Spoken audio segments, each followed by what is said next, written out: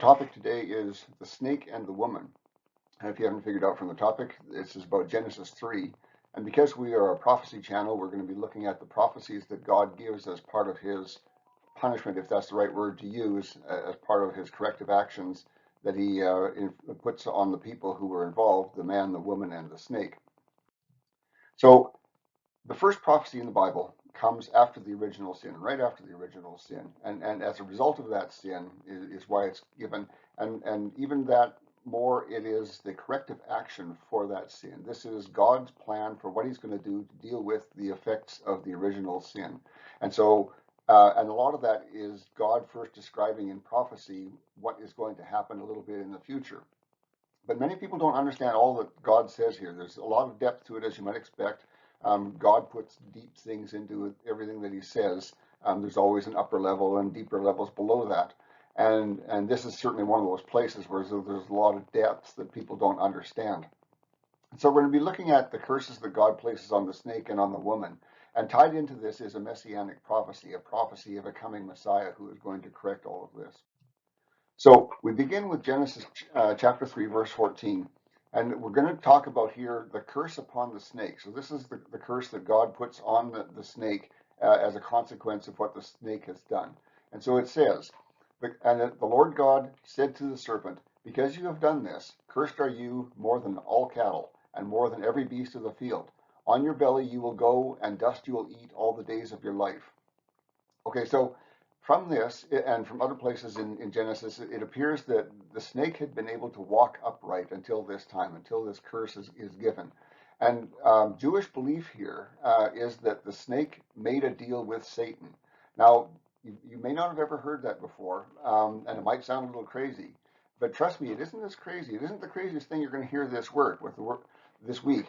With the world in the shape that it is right now, you'll hear crazier things than this. And in fact, by the time we get to the end of this, you'll say, well, okay, there's a case to be made for that. And so the Jewish belief is that the snake made this deal with Satan, and the snake has his own aspirations. There are things that he is trying to achieve with this deal that he made with Satan. And we know what Satan's part of it is, what his plan is. He's going to enter the snake, and he's going to have the snake say stuff and do stuff and cause the fall of mankind. So both of them they are separate entities is probably the first part of that, and both of them have aspirations that they want to achieve. And so perhaps that is why we see the snake walking upright at first. This may be Satan making it possible for the snake to do that as part of what the snake is trying to achieve here. And we're going to come back to that topic of what the snake is aspirations were, what he's trying to achieve and affect here. So continuing on with that, some people think that this curse was a curse on all snakes, but you really struggle to pull that out of the Hebrew when you look at it. It says you, your in the English here. In the Hebrew, those are masculine singular words. That means there is one male that is being talked about. And so when he says you and your, he's talking about one male being. And there had to be more than one snake at that time. You couldn't have had reproduction with only one snake. And even more than that, there would have had to have been other kinds of snakes and other snakes and a whole population of them. And so it wouldn't make much sense for all of those other snakes to be said to have inherited the curse genetically as a consequence, because there were lots of other snakes who were not genetically related to this snake. So, and going back a little bit, God does not curse one being for the sins of another, and we see Ezekiel 18 talks about that, and in the tense of men and the sins of men, but the same story would be involved here. God doesn't bring the penalty, the guilt for the sin onto the person who didn't do it, and so. But it also says that the consequences of sins may fall on another person. And in the terms of humans, the consequences of the sin of the father may fall on the sons, just because they're consequences. Whatever the father might have done may have shamed the whole family, and the consequences of that shame and how people think of them fall on the other members of the family. So because of these reasons here, for one, that God doesn't curse people who didn't do anything wrong, for the wrong that someone else did, and also the idea that there have to have been other snakes and even other kinds of snakes separate from this one snake who is involved here, means that it really, this curse couldn't have been directed at the snake. It had all snakes, but it had to have been directed at this snake only. And so likely he traveled on his belly prior to this deal with Satan. And what God is doing here is putting him back on his belly and thwarting his plans, part of his agenda that he was trying to achieve. So continuing on with the curse upon the snake, the Bible also says the curse will continue all the days of your life. And so that implies that the snake will die eventually. So the snake isn't Satan in the sense that they aren't one being. The snake is an animal who will die eventually, and Satan is an angelic being who will not die in the way that humans die or in the way that snakes die. So we're really talking about two different beings, one inside the other, controlling him, and so that kind of takes us back to what the Jews were saying about the snake had given his cooperation to Satan to do what Satan wanted, so that the snake would also get what the snake wanted. So Genesis 3:15 now. And I will put enmity between you and the woman, and between your seed and her seed.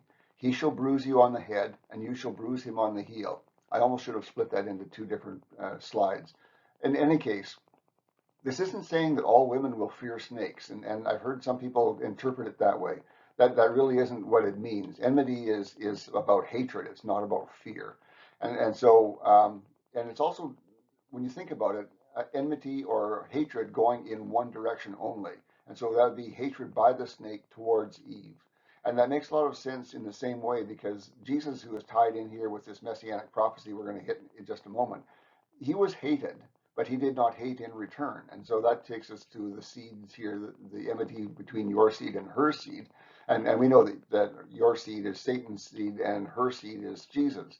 And so we got that figured out, I hope. And Jesus was hated, and what is what that's saying? He was hated, but he didn't hate back in return. No, neither did he fear those people who hated him.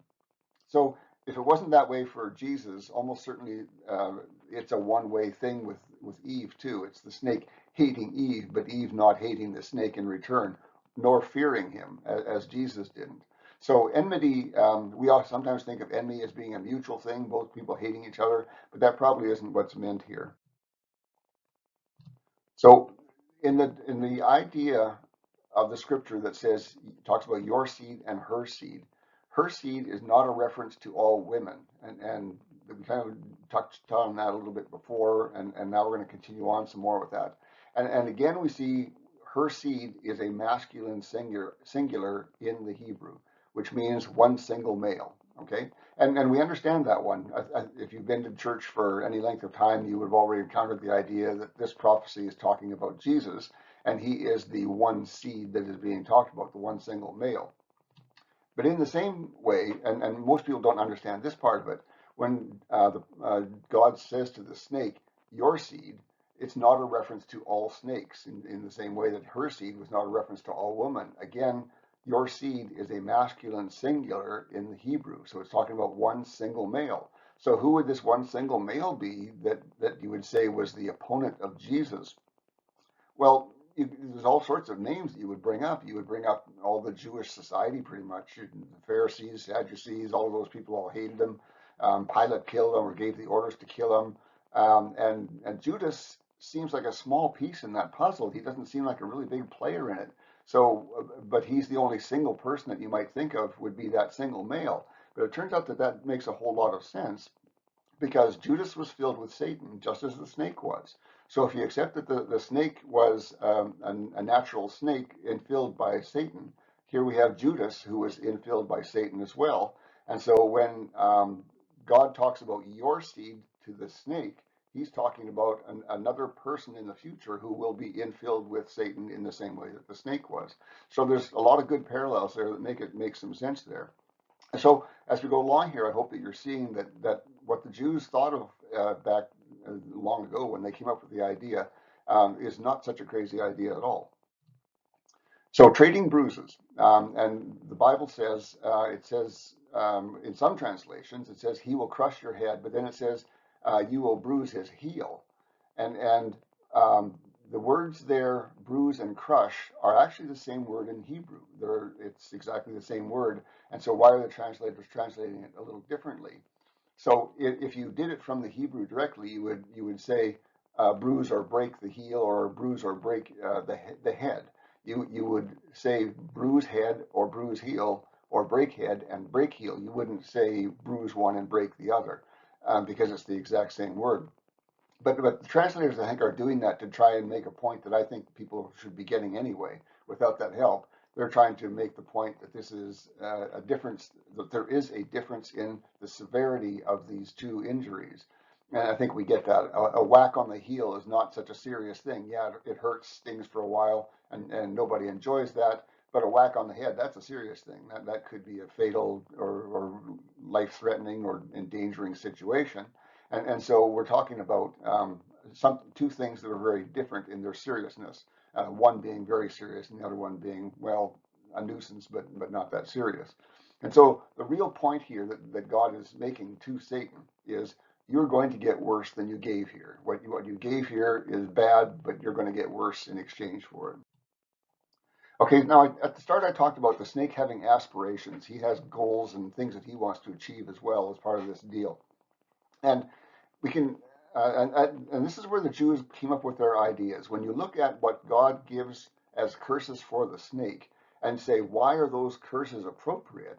Then you come to this idea that the snake also had aspirations here. And so the two curses that we see on the snake are that the snake can no longer can no longer walk upright, and instead he will eat dust until he dies. And the other one is that the snake will have this enmity, this hate towards the woman. And so those are the two things. So does that tell us something about the motivation of the snake? And I think so. And I think that the Jews also thought the same idea. So the belly walking curse on the snake is completely appropriate. When you think of it correctly, he had eaten what God had created from dust. Now, I'm not talking about literally eating. I'm talking about a symbolic eating more than anything. And so from now on, he will eat dust. So he had eaten the creatures that God had created from dust, and so now his punishment will be that he will eat dust until the day he dies. So you can see that there's some appropriateness of the curse to what was done. And if you think that it's strange that somebody would be talking about eaten that way, it's not that strange. Right from the Bible, Galatians 5:15 uses the same kind of metaphor. It says, "But if you bite and devour one another, beware lest you be consumed by one another." So they're using the same idea there. And so this idea that Satan had bitten or eaten God's creation who were made from dust makes sense, and the punishment is appropriate to that. So keeping that in mind, was the hating of the woman, that part of the curse, the enmity part of the curse, also just as appropriate in that same sort of way? And that might be telling us something important about the snake's aspirations. So, like Satan, did the snake covet Eve? And so, did the snake have some kind of a desire for Eve? What we can't tell anything more detailed than that, but it seems like if the curse is going to be that he will have this enmity, that it will cause him to hate the woman, and that would kind of indicate that he didn't hate her before, in fact, had a desire for her. And so it seems that he had this desire for Eve. And as part of that, part of his deal with Satan, it was made possible for him to walk upright so that he could be her equal. And this is just like Satan himself. Satan had this same problem with coveting. He wasn't happy being himself, which is what coveting is. Coveting is essentially not being happy with what you have. And so Satan was just like that. He wasn't happy with what he had. He wanted what God had. And so the same thing we find here with the snake. The snake wasn't happy being a snake, and he wanted to be something more. He wanted Eve, was the thing in particular. But it's that desire that comes out of not having what you think you want. So this made him, the snake, the perfect tool for Satan. He was just like Satan. He had that same thought process of, I'm not happy being who I am, and I want to be something more than that. And Eve had that same issue too. She wasn't happy being a third person woman on the earth. She wasn't happy with that situation. She also wanted to be like God. So here we have a nice little triumvirate of Satan, who was coveting, a snake who was coveting, and Eve who was coveting.